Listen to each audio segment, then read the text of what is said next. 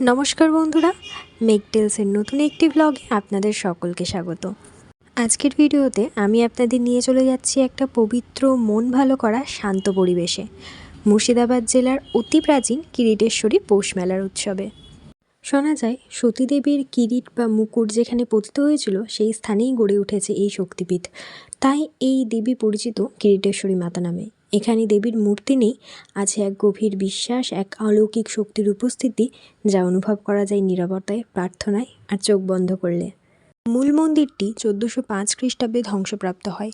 বর্তমানে যেই মন্দিরটি উপস্থিত সেই মন্দিরটি নাটোরের রানী ভবানী 1100 বঙ্গাব্দে এবং পরে লালগোলার রাজা দর্পনারায়ণ রায় 19 শতকে পুনর্নির্মিত করেছিলেন।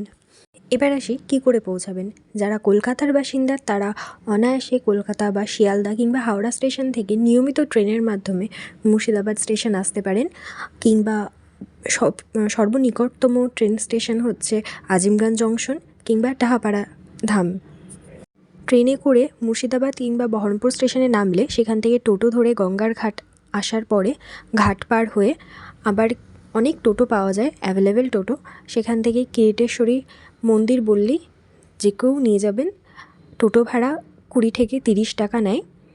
এই কিরিটেশ্বরী পৌষ মেলা শুধুমাত্র পৌষ মাসের মঙ্গলবার এবং শনিবার করেই বসে।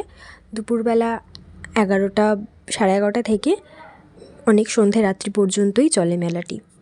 চারিপাশে পুকুর, খেজুর গাছ, সর্ষে ফুল দেখতে দেখতে মন্দিরে এসে আমরা পৌঁছে গিয়েছি। মন্দিরে ঢোকার প্রথমেই দেখবেন সারি করে রয়েছে অনেক পুজোর ডালা। সেখান থেকে আপনারা আপনাদের ইচ্ছে মতন পুজোর ডালা কিনে নিতে পারেন। এটি হলো মায়ের মূল মন্দির। এখানে মাকে ব্রহ্মশিলায় পুজো করা হয়। মূল মন্দির থেকে বেরিয়ে এসেই উল্টো দিকেই রয়েছে আরও একটি মায়ের শিলামূর্তি।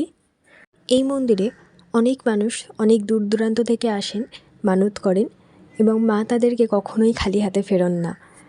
এই শীতে তো আমরা এদিক ওদিক অনেক জায়গায় ঘুরতে যাই।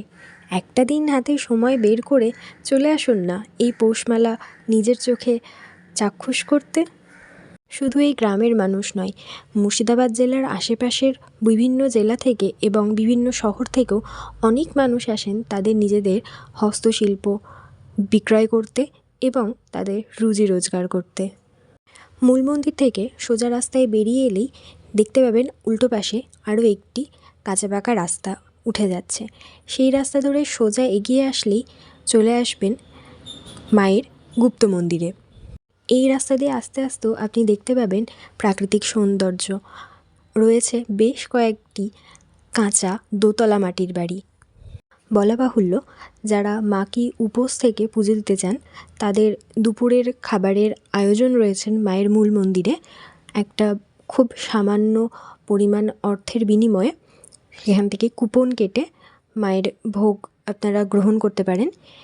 এমনকি এই যে গুপ্ত মন্দিরও খুব সামান্য টাকার বিনিময়ে কুপন কেটে আপনারা ভোগ খেতে পারেন।